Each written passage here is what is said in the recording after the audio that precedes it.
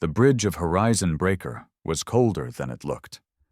Not in temperature, but in silence. The kind of silence you get when 3,000 crew members are too scared to say what they're all thinking. Commander Ryland sat in the command chair like a man holding back the ocean with a shield made of glass. The Titan-class warship wasn't just a ship. It was a floating continent of steel, 20 kilometers long, and armed with enough firepower to crack a planet in half. It wasn't built for peace. It was never meant to talk.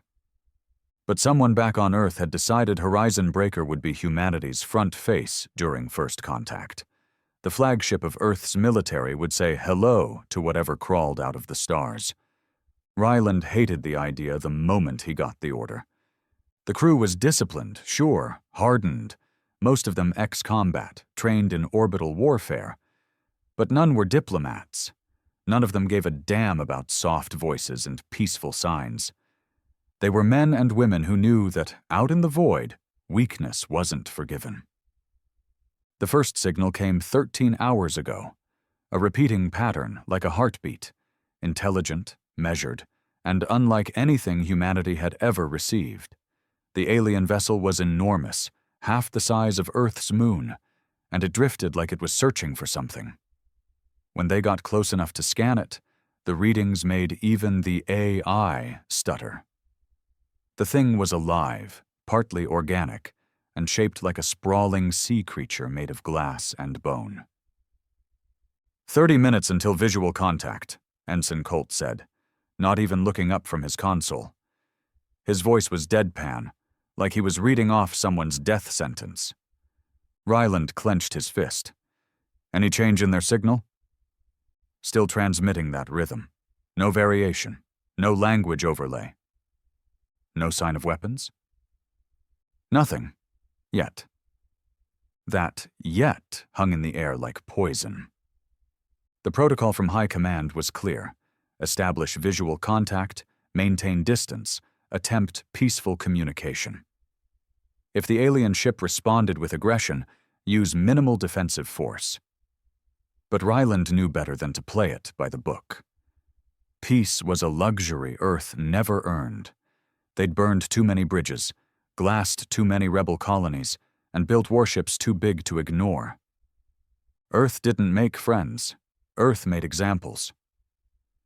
Load kinetic railguns, Ryland said quietly.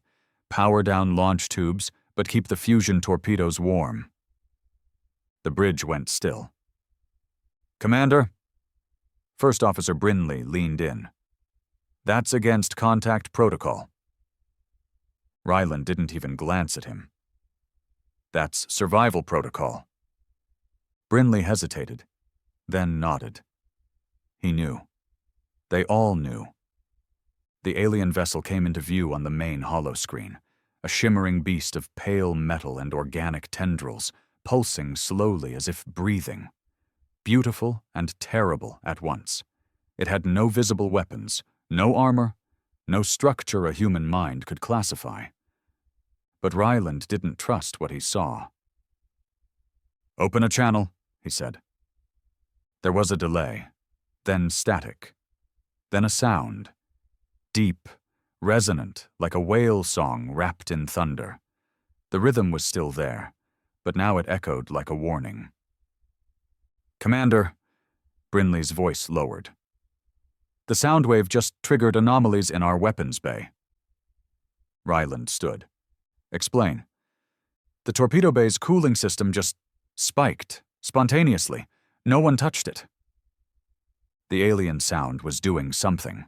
Not attacking, at least not yet, but influencing systems it shouldn't be able to reach. That was enough. End communication attempt, Ryland said.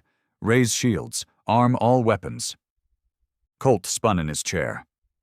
Sir, High Command. I don't give a damn what High Command wants. That ship is probing us. The bridge fell into a rhythm of practiced fear. Hands moved, orders snapped, systems booted.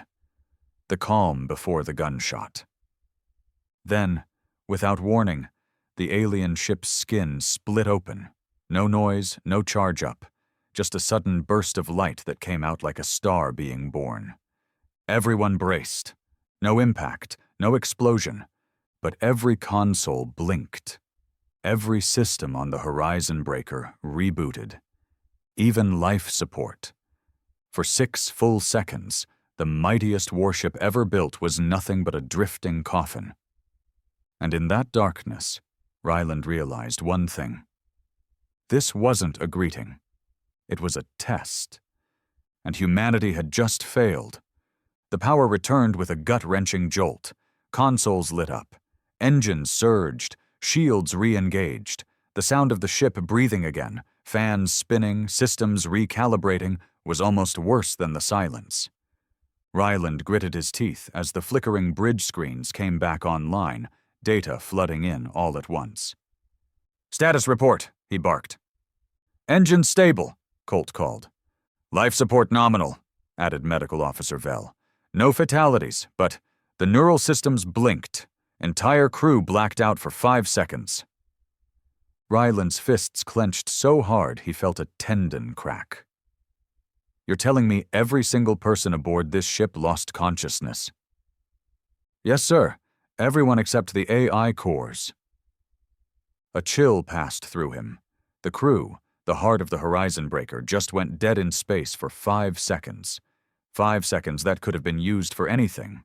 Invasion, data theft, sabotage, violation. He turned to Brinley. "Weapons?" The first officer's face was pale. "Online, but one torpedo bay is locked. System override engaged during the blackout, trying to regain access." "By who?" Brinley swallowed. "We don't know." Ryland's stare bored into the screen, where the alien ship hovered in complete stillness, its shimmering tendrils folding back into itself like it hadn't just neutralized the most dangerous weapon Earth had ever built. "This is psychological warfare," he muttered. "They could have destroyed us. They didn't." Colt turned. "Maybe that was the message, sir." "No." Ryland's voice dropped. "That was a reminder. They're not here for peace. They're here to measure what we are." And what we are, Ryland thought bitterly, is too used to holding the bigger stick. "Open encrypted channel to High Command," he ordered. Brinley looked hesitant, but obeyed. Within moments, a grim holographic projection of Admiral Kravik shimmered above the console. Her eyes were sharp, cold, someone who had sent men to die before breakfast and slept soundly by midnight. "Commander Ryland, situation report." Ryland kept his voice level. "The alien vessel initiated a non-lethal EMP-style assault. Total blackout for 6 seconds. Full ship systems were hijacked. One torpedo bay remains under unauthorized lockout. We are not in control." There was a pause on her end. "You're telling me the Horizon Breaker, a Titan-class warship, was disabled in under 10 seconds by a single alien signal?" "Yes, ma'am." "And you didn't return fire?" "Number. Because if I had, we'd be scrap floating in orbit." Kravik narrowed her eyes. "Diplomatic protocol states minimal response until lethal force is confirmed." "With respect, Admiral, we're past protocol." Another long pause. Then she leaned forward. "You are authorized to initiate Measure 7. Brinley's head snapped toward Ryland. He mouthed, "You can't be serious." Ryland didn't answer. Measure 7 wasn't just military escalation. It was preemptive war. If Ryland gave the word, he'd fire on the alien ship with every weapon the Horizon Breaker had. Earth's first message to intelligent life would be a wall of nuclear fire. He looked at the screen. The alien ship still sat there, eerily silent. Its surface no longer pulsed. No sound, no signals. Like it was waiting. Ryland knew what this meant. Diplomacy was dead. The moment the alien vessel entered human space, it had chosen to act first. Neutralizing the Horizon Breaker was the alien equivalent of knocking on the door with a loaded gun. He closed the comm line without another word to Kravik. "Sir," Brinley said cautiously, "we're talking about genocide." "No," Ryland said quietly. "We're talking about survival." Colt interjected. "Sir, if I may, what if this is how they communicate? What if they see technology differently? Maybe they think disabling our ship is peaceful?" Ryland turned to him slowly. "If a man walks into your house, rips the wires out of your walls, and shuts off your oxygen, is that a hello to you?" Colt looked away. "Load all railguns," Ryland said. "Prep nuclear payloads. Remove safeties." The silence that followed wasn't resistance. It was fear, but they obeyed. For the next 5 minutes, the ship came alive in a new way, the hum of charging coils, the deep thrum of torpedo cradles sliding into launch tubes. Red lights dimmed as the warship entered kill mode. The AI's voice dropped an octave, alert, ready. Ryland didn't give a rousing speech. He didn't have one. This wasn't about courage. It was about sending a message. Earth doesn't kneel. "On my mark, fire everything we've got at their core structure," he ordered. "No warning shot." Brinley looked sick. "Yes, Commander." Ryland watched the screen one last time. That strange, otherworldly ship just floating there. No shields, no weapons, no movement, like it had already seen how this would end. "Mark." The horizon breaker fired. The silence broke with the roar of mass drivers launching projectiles at 10 times the speed of sound. Torpedoes burst from the underbelly of the ship in trails of white heat.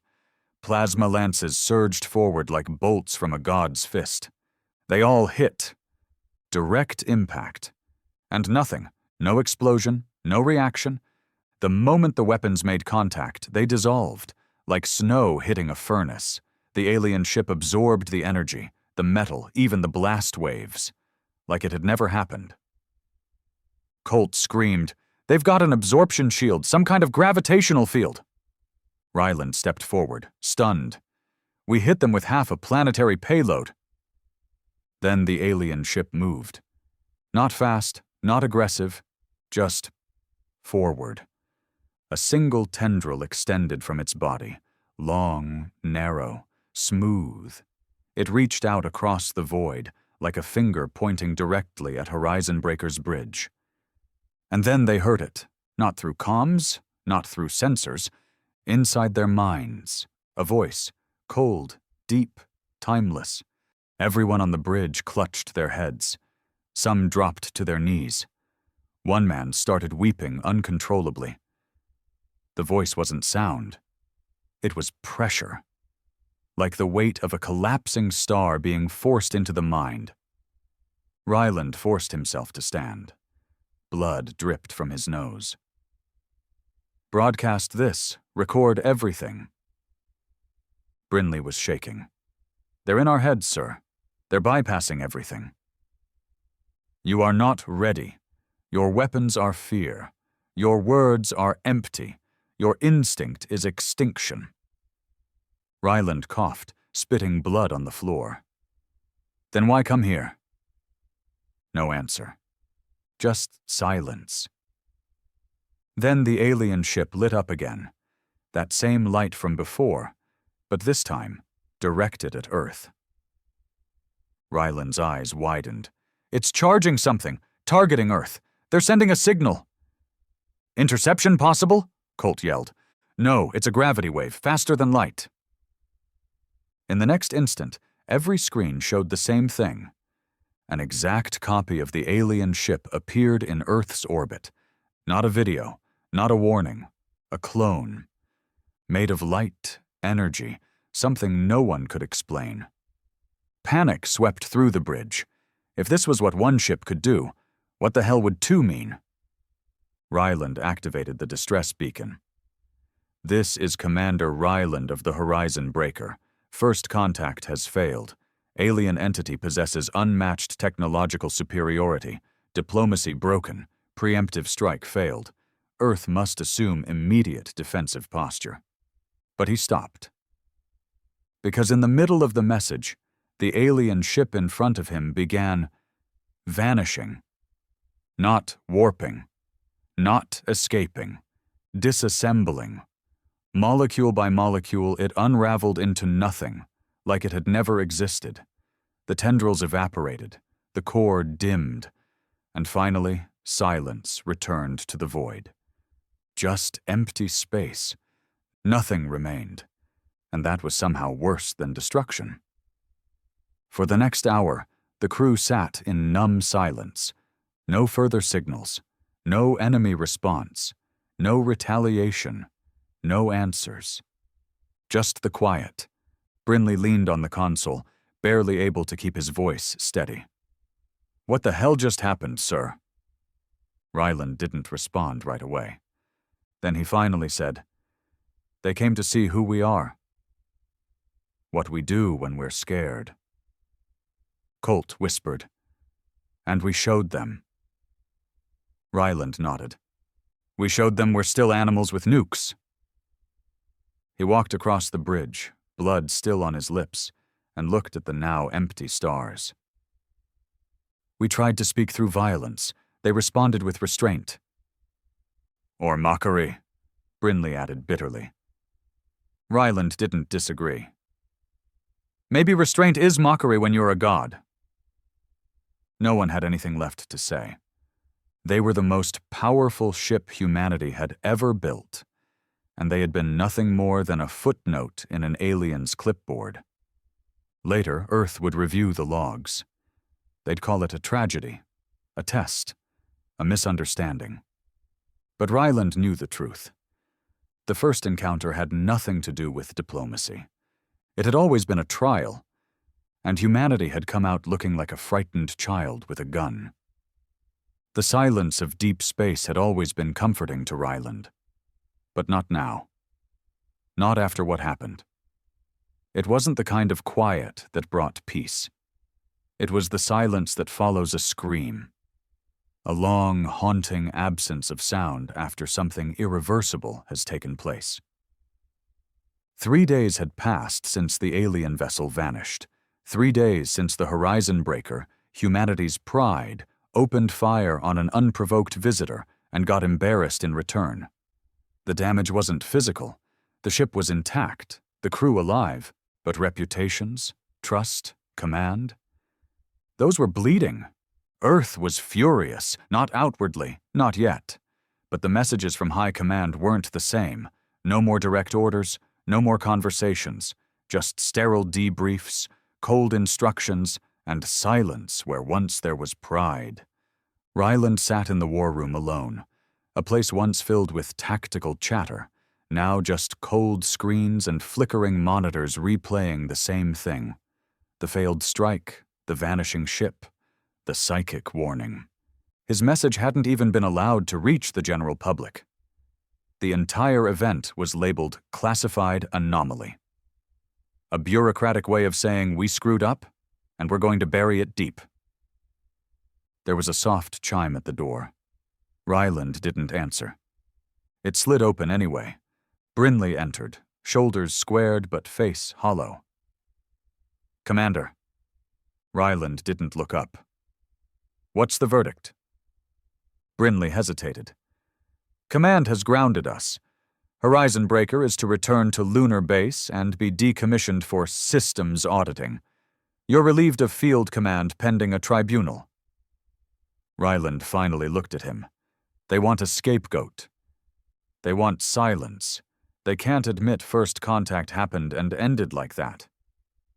Ryland stood slowly, walking to the viewport, watching the stars that now felt colder. "We fired first," he said. "No one will ever forget that." "You followed procedure."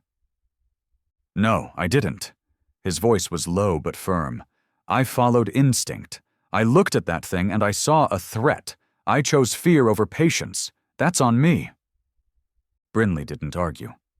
He respected Ryland too much to offer false comfort. "But," Ryland continued, turning back to him, "tell me something, honestly. If you were in my seat, watching a ship disable every system we had, Enter your crew's minds, and then aim at Earth. Would you have waited?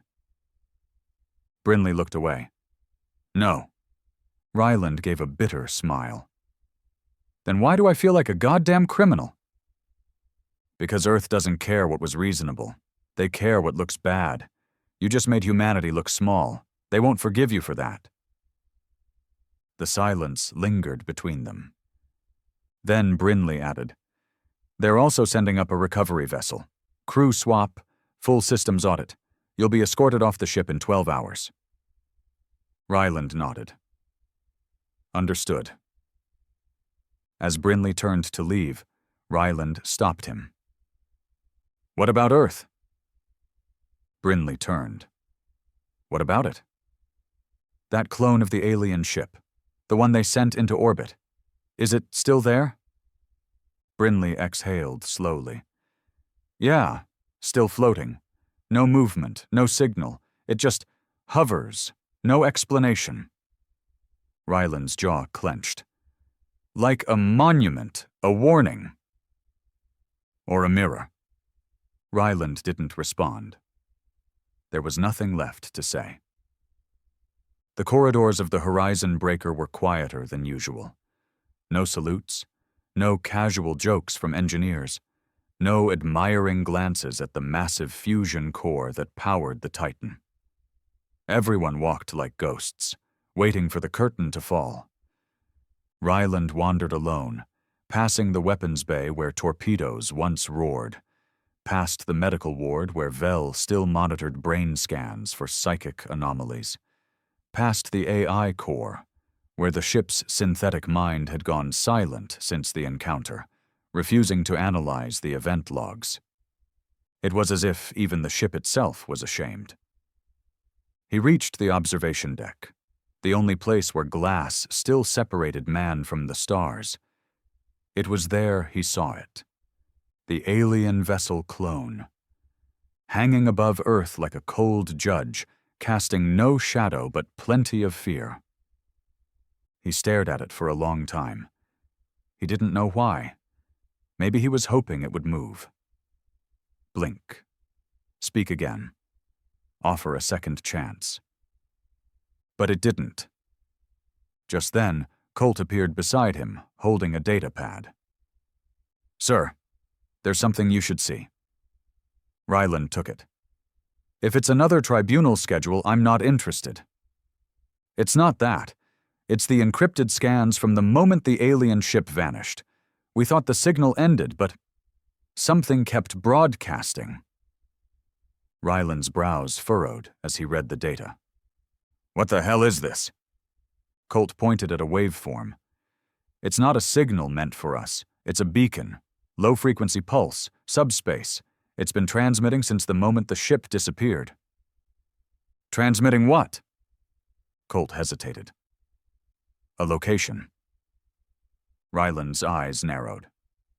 You're telling me that ship wasn't the only one? Colt nodded slowly. I think it was just the scout.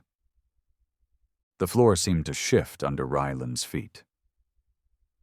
And Earth's doing what about this? Nothing. They don't know. I've kept the data encrypted. I don't trust them to respond wisely. Ryland handed the pad back. Good, he muttered. Last thing we need is another idiot with a trigger finger. Colt looked at him for a long moment. What if they come back, sir? They will. And if Earth panics again? Ryland's jaw set. Then Earth dies. And maybe it deserves to. Colt swallowed hard. Ryland turned back to the window. We built this ship to be a symbol of power, but all we did was show them our weakness. They didn't fire, Colt said. They could have, but they didn't. No, Ryland said quietly. They didn't need to. They knew one thing we didn't. What's that? That fear is louder than 1,000 cannons. Later that evening, Ryland stood at the loading dock as a team of new officers boarded. Cold, clean uniforms, no eye contact. They moved past him like he was invisible. The escort officer approached him, a younger man, stiff posture. "Commander Ryland, you are officially relieved. Please surrender your command credentials." Ryland offered the wristband. "Take care of her." The officer didn't respond. He left without a word, carrying only a small duffel. As he walked through the transfer corridor into the recovery ship, he didn't look back. But Earth wasn't done with him. Not by a long shot. 3 days later, Ryland sat inside a sealed tribunal chamber back on lunar base. No jury. Just 3 monitors with faceless officials. No names. Just titles. "Commander Ryland, this is a formal inquiry into your actions during the first contact event," the voice said, flat and detached. "Do you understand the charges?" Ryland leaned forward. "You mean, do I understand what you're accusing me of because you're too afraid to admit we got outclassed by something we don't understand?" "Yeah, I understand just fine." There was silence. "You fired preemptively, Commander." "I fired to protect my crew and planet. That ship had already demonstrated control over our systems. You think waiting would have changed that?" "Earth's policy on alien contact was diplomatic engagement unless directly attacked." "Disabling my ship was an attack." "That's not how the Council sees it." "Then maybe the Council should sit on a dead warship in the middle of deep space and see how diplomatic they feel." Another pause. "The purpose of this tribunal is not to debate philosophy. It's to determine whether your actions endangered Earth." Ryland chuckled bitterly. "Endangered Earth? You think Earth wasn't in danger the moment that thing arrived?" No response. Ryland leaned in, voice lower now. "You're trying to make me the face of this because you're terrified of what comes next? You want to make the world believe this was a mistake made by one man, not a sign that we're not ready." "You are advised to watch your tone, Commander." He stood up. "You can strip my rank, burn my name from the books. Hell, launch me into a black hole if you want. But that ship, those things, they're still watching. You think this is over? You think it ended when the ship disappeared?" He took a step forward, eyes burning. "It just began." Ryland was officially labeled as non-operational, a clean, bureaucratic way of saying we've shelved you like a bad memory. The tribunal didn't convict him, but they didn't need to. They exiled him in all but name. He was dropped into a low-orbit station with limited clearance, no rank, and a job that amounted to nothing more than silent observation. They gave him a room, a basic security pass, and a view of Earth that mocked him every time he looked at it. He wasn't punished publicly because that would draw attention. He wasn't honored because that would mean admitting Earth provoked a superior intelligence. He was hidden. That's what they did to problems that scared them. But Ryland wasn't done, not even close. The days since his forced relocation blurred together, but the questions didn't stop screaming in his mind. The alien vessel had come to judge, not destroy. The copy floating in Earth's orbit hadn't moved, but it hadn't left either. Every hour it remained was another pound of pressure on Earth's already thin-skinned politics. And now something new had crept in. Paranoia. It started with quiet reports leaked to civilian analysts, faint anomalies near the outer rim of the solar system. Then, rumors that unmanned probes had stopped sending telemetry. Then whispers that one of Mars's orbital satellites had picked up a distortion, something massive passing behind the red planet's shadow without registering on radar. And still, Earth's leadership did nothing, except dig deeper into denial. But Ryland was already 3 moves ahead. He hadn't left the horizon breaker without contingency. Colt had slipped him an encrypted data shard, filled with black box readings, logs scrubbed by the AI, and an unauthorized beacon that had gone unnoticed by everyone.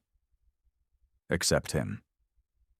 At 0300 hours, in his dimly lit quarters, Ryland stood over the projector screen, shirt half unbuttoned, jaw clenched, sleep-deprived eyes locked on waveforms that pulsed like a heartbeat. Their heartbeat. The same signal that had been broadcasting from the alien vessel since it disappeared. Colt was right. It wasn't just a farewell. It was a call. And someone had answered. He tapped into a backdoor frequency Colt embedded in the transmission stream, rerouted it through the station's passive comm array, and isolated the feedback. That's when he saw it. A return ping. Faint. Distant. But there. Another signal from beyond Neptune's orbit, responding to the beacon like a whisper between titans. Not just one ship. Multiple. Approaching. Ryland staggered back from the console. They were coming back. The next morning, Ryland walked through the security wing like a man with purpose, his old posture creeping back into his steps. He reached the command desk, where low-level officers in gray uniforms monitored debris and asteroid fields. He handed his tablet to the nearest one, a clean-shaven man named Korik. "You're going to escalate this," Ryland said, "all the way to orbital defense." Korik looked at the screen. "Sir, with respect, you don't have the clearance." Ryland slammed his palm down. "Forget clearance. Look at the data." Korik hesitated, but the urgency in Ryland's tone made him plug in the tablet. His expression changed quickly, casual to rigid, then from rigid to pale. "What the hell is this?" "A signal from beyond the outer solar system. It's matching the alien frequency from our first contact. And that return ping, it's not one ship, it's multiple objects. Big ones, they're moving." "Why hasn't this been reported?" "Because you're not me," Ryland growled, "and the people who are in charge don't want the truth getting out." Korik took a breath. "If I forward this, you won't. You'll be buried. But if you patch me into Earth's orbital council directly, I'll take the fall." "You'll be locked up." Ryland leaned in. "Better that than watching Earth get caught with its pants down again." Korik hesitated one more second, then nodded. He patched the stream.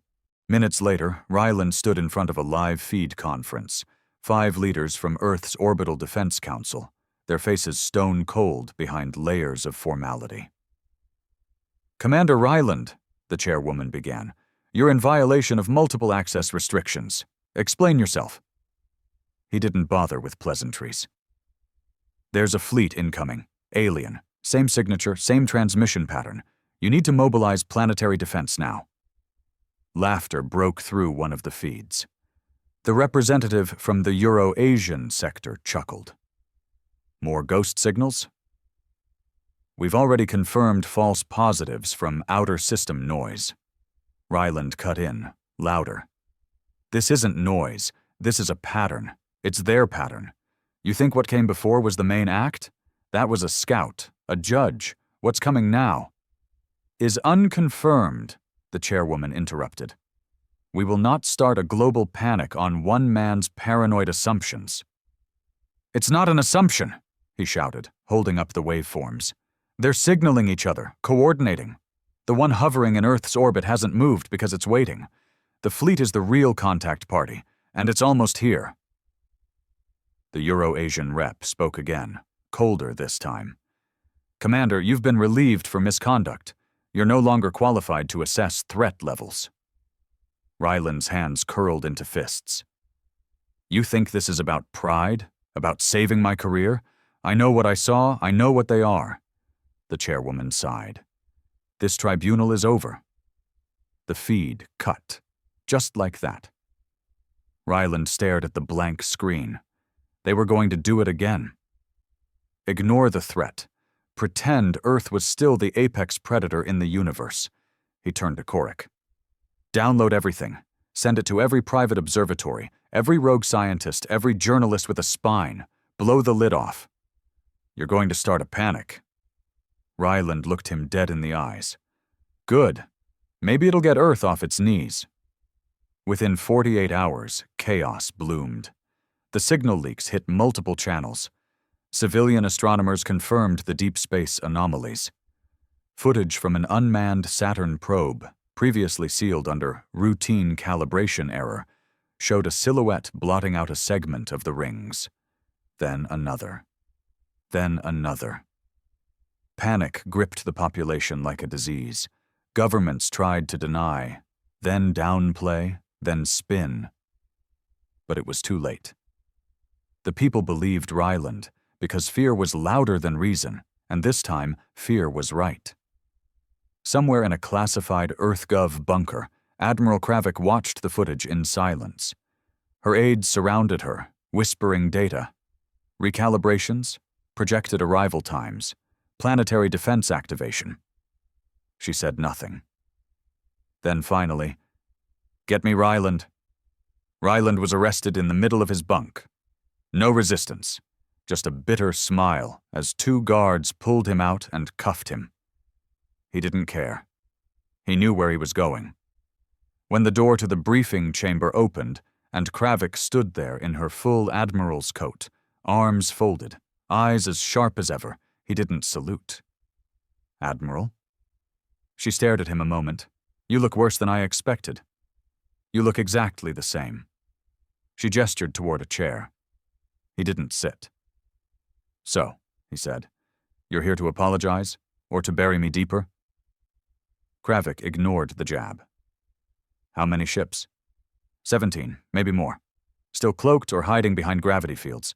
The lead formation will reach Saturn's orbit in under a week." She nodded. "Weapons?" "Same as before. Unknown. Doesn't matter. They don't need guns. They can shut us down with a pulse." "And intentions?" Ryland laughed bitterly. "You tell me. We fired first. We panicked first. We proved ourselves unworthy before they even introduced themselves." Kravik didn't flinch. "That may be true, but if they're coming for war—" "They're not coming for war," he interrupted. "They're coming to judge. The first one saw our response. Now the fleet comes to see if we've learned anything. And if we haven't, then they'll wipe us out." The war room felt different this time. Not because the walls had changed, but because the fear had. Before, fear was uncertainty, the fear of the unknown. Now it was a countdown. Ryland stood at the center table, unshackled now, surrounded by a fresh wave of faces. Military strategists, planetary defense leaders, corporate security magnates, and a few pale-faced representatives from what remained of Earth's leadership council. Admiral Kravik was the only familiar one. She hadn't said much since pulling Ryland back into the fold, but her presence at his side said enough. She'd chosen him. And now they all had to live with that. On the main holo projection, 17 alien ships hovered in formation beyond Saturn's orbit. Some as small as fighter drones, others larger than city grids.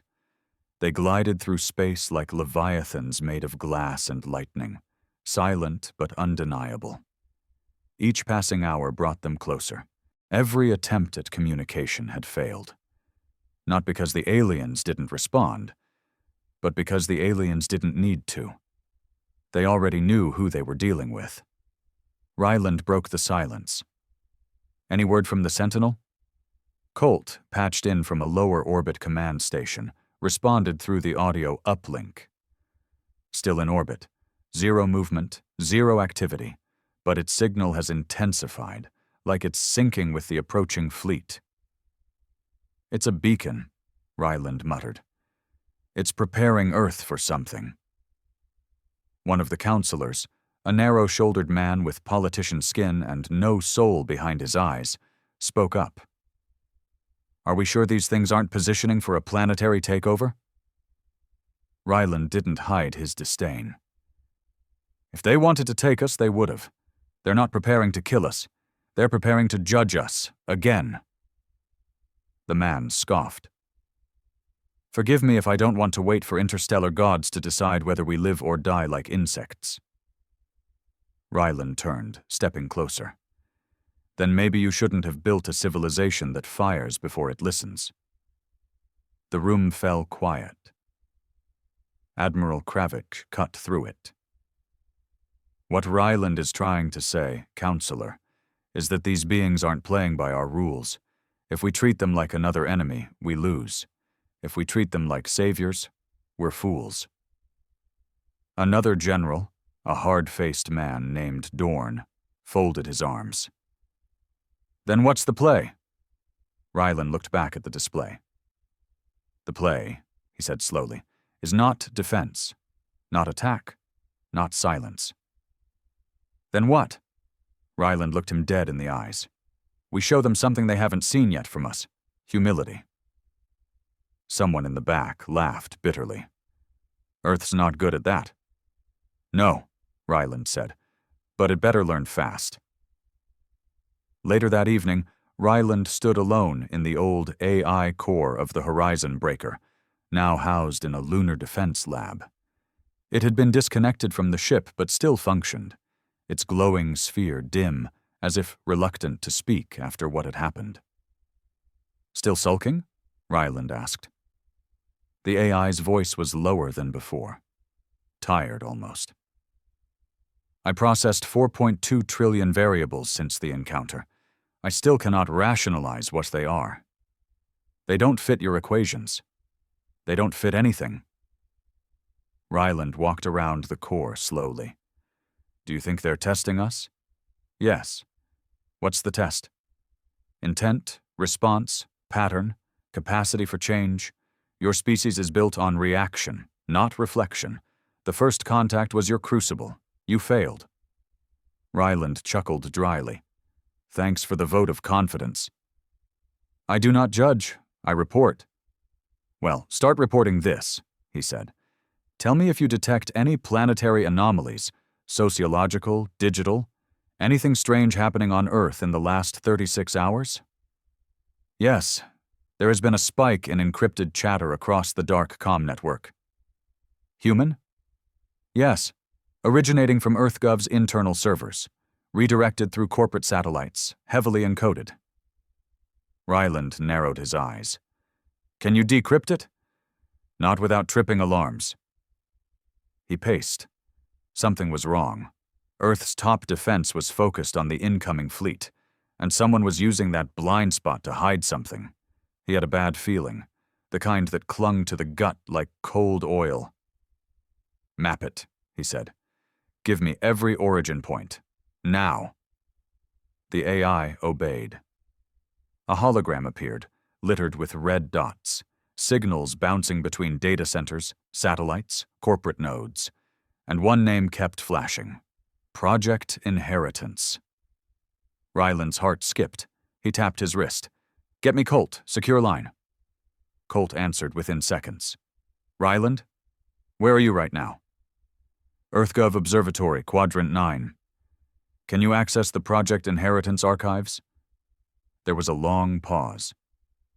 How do you know about that? Colt, Ryland growled. Don't make me repeat myself. Give me 5 minutes. Those 5 minutes felt longer than the 3 days he spent in exile. Colt's voice came back strained, whispering like he was being listened to. I found it. But, Ryland, this isn't a defense program. It's not military. Then what is it? Colt hesitated. It's selection criteria. Selection for what? Survival. Ryland felt the blood leave his face. Say that again. There's a subcommittee in EarthGov, tied to corporate syndicates and old-world financiers. They've created a list of essential humans, individuals deemed genetically optimal, psychologically stable, intellectually beneficial. They're building an ark. Colt nodded. Yeah. The moment they confirmed the alien fleet, the Project Inheritance Protocol activated. High-ranking officials and selected civilians will be relocated to underground shelters.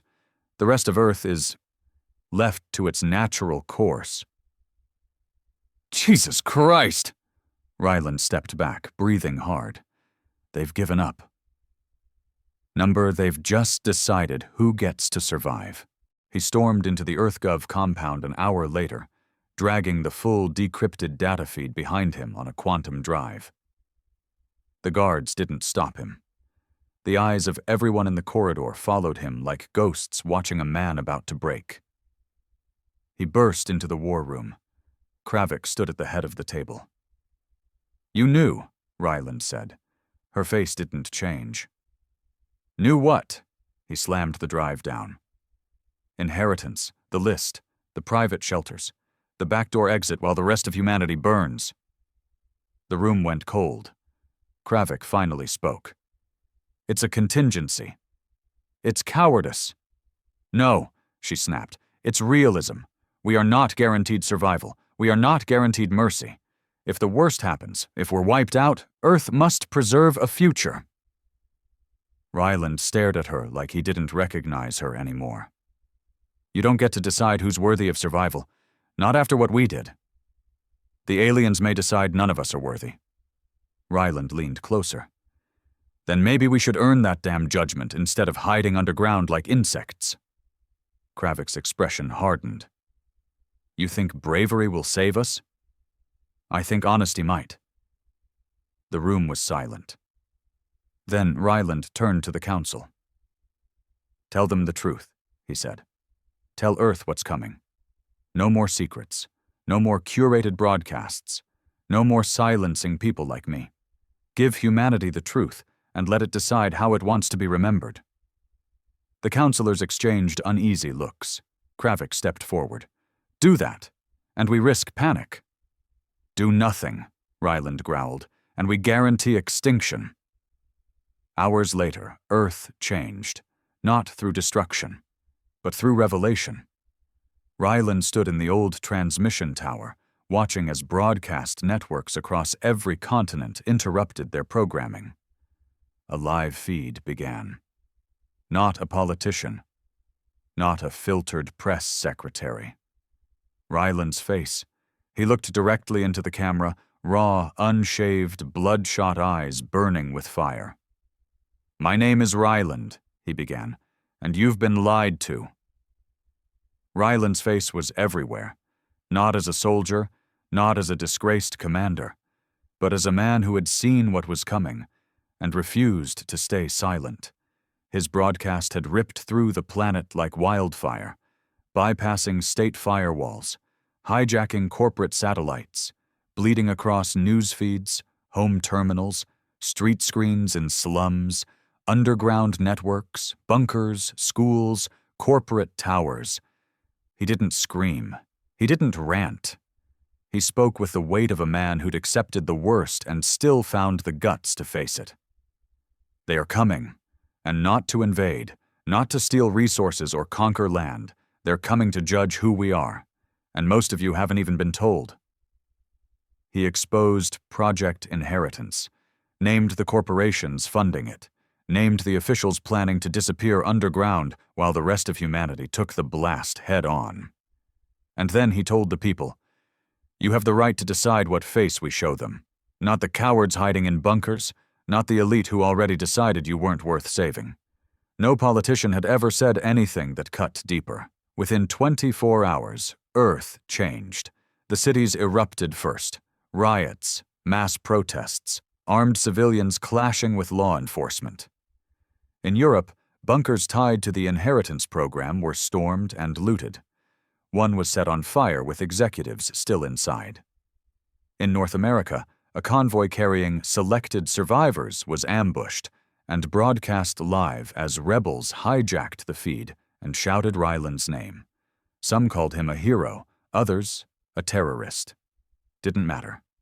The lie had collapsed. And through it all, the alien ships kept coming. By the 4th day after the leak, the lead vessel passed Jupiter. The copy that had been hovering in Earth's orbit finally moved, slowly, deliberately, turning to face the planet below as though its gaze had finally found reason to focus. And for the first time in nearly 2 weeks, it spoke, not in sound, not in light, but in thought. Every human mind received it. One word. "Ready?" That was it. Just a single word that shattered the air like a gunshot in a chapel. Ryland stood in a military vault beneath Lunar Command, surrounded by chaos. The council had fractured. Half of Earth's leaders had resigned or disappeared.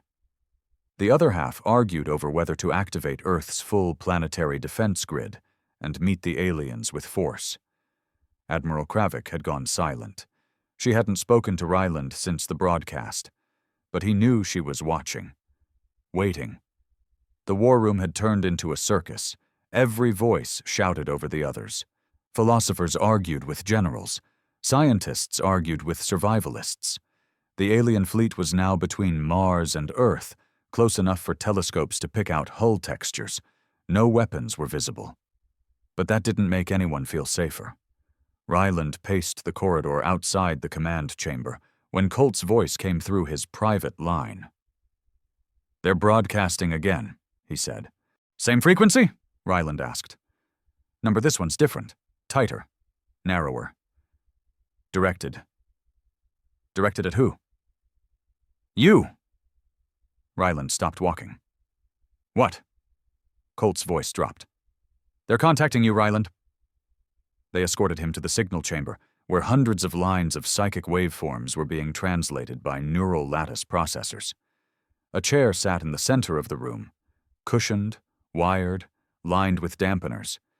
It looked less like a seat, and more like a place you'd strap a man before taking his mind apart. "You sure about this?" asked the technician beside him. Ryland looked at the massive screen, displaying a simple message pulsing in alien script. He sat down. The moment the contact node touched the back of his skull, he was no longer in the room. He stood in a vast, dark field, stars above, no gravity, no horizon. In front of him, a shifting figure took shape. Tall, blinding and opaque at the same time. The voice came not with words but feeling. Weight, purpose. "You fired first." "I did. You feared us." "Yes. You failed." "I know." The shape tilted, observing. "And now?" "I understand why that failure matters. You are one. One voice. Why should your species live because of your regret?" Ryland stepped forward. "Because maybe regret is the first step to change." The air shimmered. 1,000 lights appeared around him, hovering. 17 vessels, each capable of ending your species in a moment, yet none have. Do you know why? Ryland's throat tightened. "Because you're waiting to see if we deserve that mercy." The light pulsed. "Earth burns. You exposed their failure. But you are still them." "No," Ryland said, louder now. "I was them, but I changed, and they can too." Silence. Then the lights swirled. "Earth is at a threshold. We will offer one test, one decision, from you." Ryland froze. "Me?" "The species failed. But you did not flee. You did not hide. You stood." He stepped forward. "What's the test?" "We will offer a choice." The space split into two visions. In one, the alien fleet surrounded Earth, and light consumed the planet. Not with fire, with silence, a sterilization, clean, clinical, no suffering, just an erasure. In the second, the ships dispersed. Humanity watched them leave. And in their place, knowledge rained from orbit, clean energy, disease cures, peaceful AIs, the tools to evolve, without chains. But one action leads to one outcome, not both. Ryland stared. What action? The vision zoomed into Earth, a single tower, Inheritance Central Command. "Burn it," the voice said. "Publicly, globally, not hidden, not erased. Burn it in front of their eyes, or we burn you." Ryland's mouth was dry. "And if I refuse? Then the choice will be made for you. You remain animals." He came back, gasping. The room was silent. Everyone stared at him like he'd just crawled out of his own grave. "Jesus," Colt muttered. "What did they say?" Ryland stood, shaking. "They gave us one chance." "What kind?" He looked at the council display, at the tower, at the symbol of the betrayal. "They want that burned to the ground." "And if we don't?" Ryland didn't need to answer. The skies would. The world wasn't ready for salvation. It barely even understood the price. Ryland stood before the massive digital wall in Lunar Command, where a glowing image of Inheritance Tower loomed. It was one of 3 global hubs. A black steel monument in the heart of old Switzerland, reinforced with nanocarbon, privately protected by a corporate security force larger than most standing armies. It was never meant to be touched, never meant to fall. And now, the survival of humanity depended on burning it to the ground. He turned to the room. His voice was steady, clear, and heavy. We have 20 hours. That's when the fleet reaches orbital lock. Colt adjusted the display beside him, showing real-time trajectories of the alien ships. They're holding formation. No weapons drawn, no signals sent, just waiting. Waiting for us to do what they asked, Ryland said.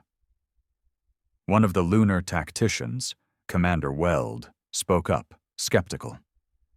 And you're telling us that destroying this one facility is what convinces them to spare Earth? I'm telling you that's what they demanded, Ryland answered. They want to see if we're capable of owning up to our failure. If we can face what we've built and decide to burn it ourselves. Weld folded his arms. You really expect Inheritance to just let you walk in and light it up? No, Ryland said. That's why we take it by force. The room went silent. Admiral Kravik finally stepped forward from the edge of the shadows. She hadn't spoken to Ryland since his psychic contact with the alien presence. But now, she looked at him differently. Less like a subordinate, more like a man she couldn't afford to doubt. You're asking us to start a war with Earth's most powerful private military complex, she said. I'm not asking, Ryland replied. I'm going, with or without authorization. Kravik gave him a long, silent stare. Then she turned to her officers.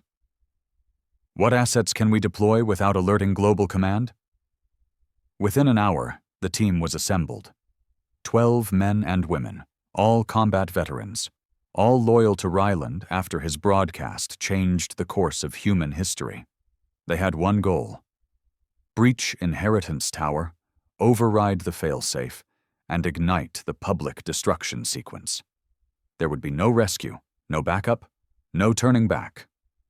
The transport ship tore through the atmosphere just after midnight, undetected thanks to a blackout cloaking array provided by a rogue faction in Earth's resistance movement. Ryland sat in the front of the bay, weapon strapped to his chest, helmet at his side. Colt sat across from him, face pale but determined. You ever breach a private army compound before? He asked. Ryland smirked. Once, on Venus. Didn't end well. Still confident? No, Ryland said, but it's not about winning anymore. It's about proving. Colt nodded. They're gonna fight us hard. Good, Ryland said. Let the aliens see how hard we'll fight our own monsters.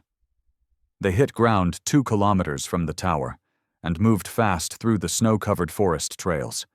Drone scouts hovered above them, jamming radar feeds, while electromagnetic suppressors disabled surveillance grids.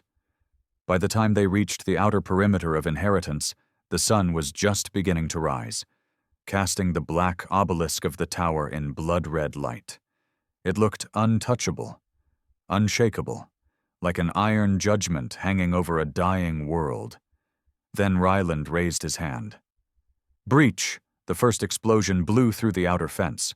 Pulse rifles opened fire. Smoke grenades blanketed the lower tiers. Alarms screamed from the tower's base. Private guards in black body armor swarmed from security gates with plasma cannons and anti-armor rigs. The air lit up with energy bolts and tracer rounds. Ryland moved like a man possessed, diving between cover, barking orders, dropping enemies with tight bursts from his rifle. He kicked a side door open and led his team into the main operations wing. Brinley, status! He shouted into comms. Brinley, manning satellite support from orbit, replied, Security has initiated lockdown protocols. You'll have 20 minutes before automated drones swarm your position. Copy. We'll be done by then. They stormed through the interior. Marble floors cracked beneath their boots. Gold-laced columns splintered from gunfire. Men who had signed their names to humanity's extinction bled on the stairs of their fortress. At the core of the tower, they reached the vault. The vault that stored Inheritance's selection protocol, the database containing every name chosen for survival, every biometric scan, every exclusion file. Colt began hacking. Ryland stood guard. 5 minutes, Colt said. I can override the security shell, but the failsafe ignition needs manual confirmation from the command seat. Ryland stared through the glass window at the circular chamber beyond. The command seat was empty. Then a voice echoed through the speakers. I was wondering how long it would take for you to show up. Ryland turned sharply. From the hallway beyond, Saren Wells stepped forward. CEO of EOS Corp, architect of the Inheritance Initiative, and one of the most powerful men on Earth. Unarmed, but smiling. I suppose this is your Messiah moment, Saren said. Come to destroy the old world and save the souls of mankind? Ryland aimed his rifle. Step back. But Saren didn't move. You think this is heroism, but all I see is a frightened animal clawing at the cage it made for itself. You built the cage, Ryland spat. I built a future, Saren replied. One Earth might have survived. And now, you're about to light a fire in the middle of chaos and call it redemption. They gave us a choice. They? Saren laughed. You mean the gods that sat silent for millennia and now want to judge us? Screw that. I don't answer to aliens. Then you'll burn with your tower, Ryland said. Saren's eyes hardened. You think the aliens care about justice? They want obedience. They want to see us kneel, and you're giving them everything they want. No, Ryland said quietly. I'm giving them honesty, something this tower was never built for. He stepped past Saren, entered the command chamber, and sat. The interface came to life. Ignition protocol initiated. Confirm global broadcast destruction. Colt's voice came through. We're live. Every satellite, every screen, every phone, everyone's watching. Ryland placed his hand on the panel. He looked into the camera. No more secrets, no more favorites, no more hiding behind steel and algorithms. This tower was built to decide who lives and who dies, but they forgot the one thing that makes us human. He pressed the button. We burn together. The room lit with fire. From orbit, the world watched as Inheritance Tower exploded in a plume of smoke, light, and truth. Debris scattered across the mountains. Black ash fell from the sky like judgment reversed. In the silence that followed, Earth stood still. For the first time in its history, it had chosen to destroy something powerful. Not to win, not to survive, but to change. And in the sky above, the alien fleet stopped moving. They hovered, watching. And then, a single beam of soft white light descended from the lead ship, touching down where the tower had once stood. No sound. No words, just illumination. A gift. The judgment was over, and Earth had passed, not through perfection, but through courage. The tower was gone. Where once Inheritance stood, a monument to human arrogance, there was now only light. A dome of it, silent and impossibly still. It glowed without flame, burned without heat. Not alien fire, but something else entirely. Something clean, forgiving. And the world watched. No one spoke during those first few minutes after the tower fell. Every broadcast stopped mid-sentence. Every politician fell silent. Every plan and agenda evaporated under the raw weight of what had just happened. Humanity had struck down its own safety net. Not to survive, but to show that it deserved to. And the sky had not answered with thunder. It had answered with peace. Ryland stood among the rubble. Black ash clung to his boots, and twisted beams of carbon steel jutted from the smoking earth. Around him, what remained of his squad worked in silence, pulling wreckage away from what used to be a command center.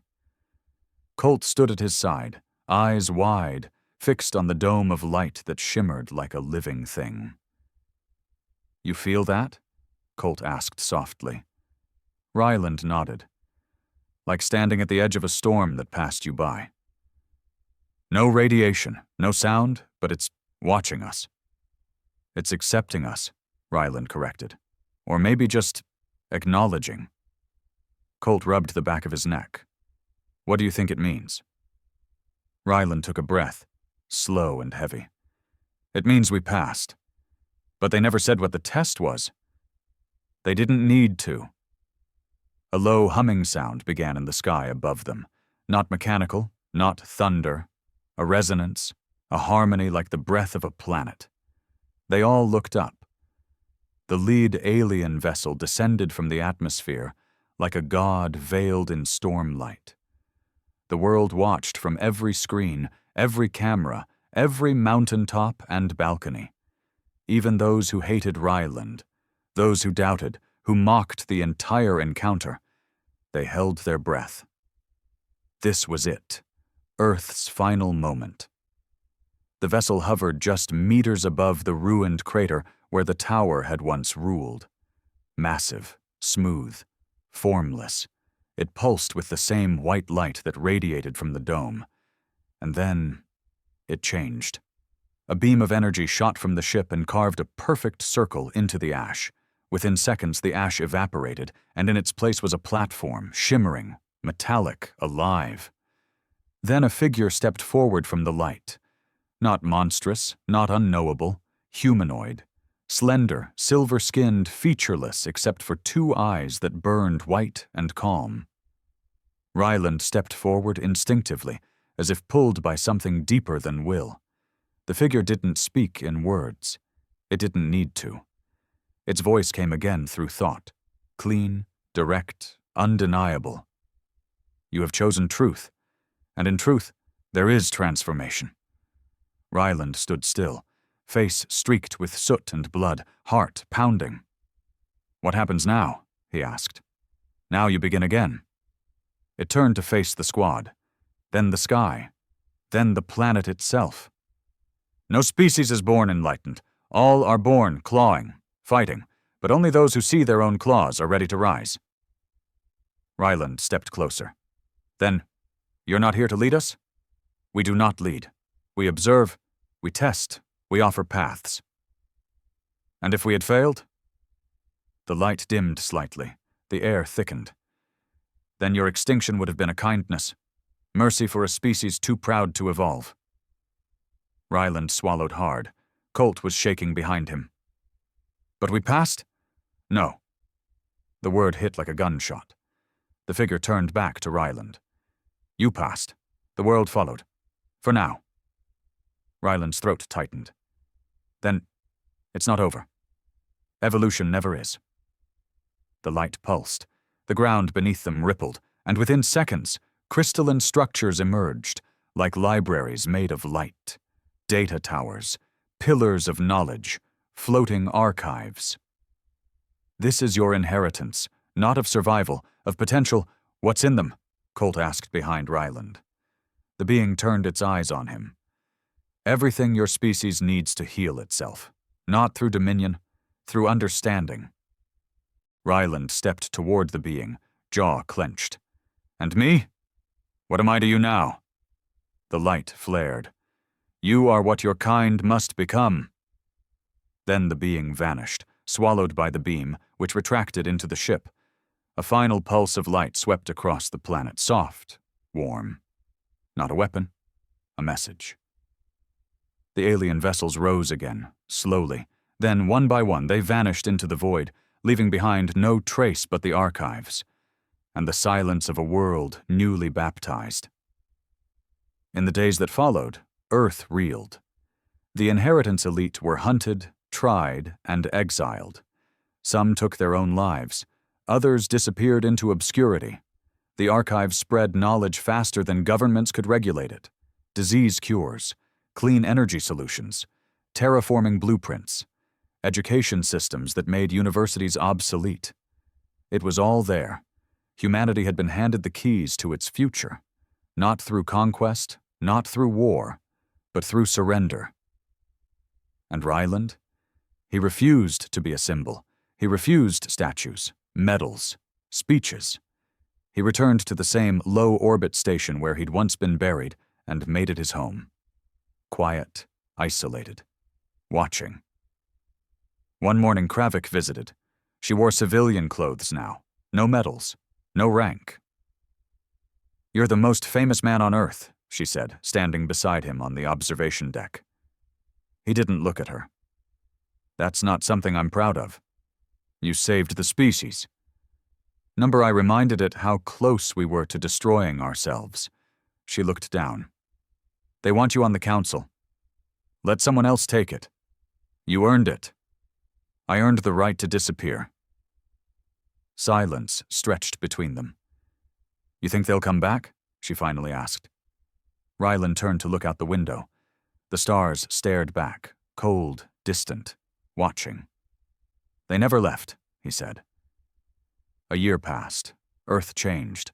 Slowly, painfully, but it changed. Borders weakened. Governments fell. New ones rose, forged on shared responsibility. Old faiths collapsed. New ones bloomed. Some tried to twist the alien contact into a religion. Others tried to deny it happened at all. But no one could ignore the archives. They glowed in every major city now, untouchable, impenetrable, but forever accessible.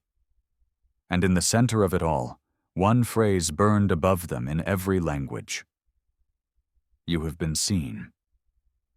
It was a reminder, a warning, and a promise. Ryland stood alone again on the old platform where Inheritance once stood. The wind was colder now, cleaner. Colt had gone to Mars, helping with the new colonies. Brinley had started a school. Kravik had disappeared into the diplomatic arm of the new planetary council. But Ryland stayed here. Not because he wanted to, because he had to. The sky cracked with thunder, and for a brief moment he thought he saw a glimmer. Something unnatural, shifting between dimensions above the cloud line. He smiled faintly. "Still watching?" he whispered. No answer came. Only the wind, but that was enough. Because sometimes just being watched was all it took to make you act like someone worth watching. And for the first time in human history, Earth finally understood that.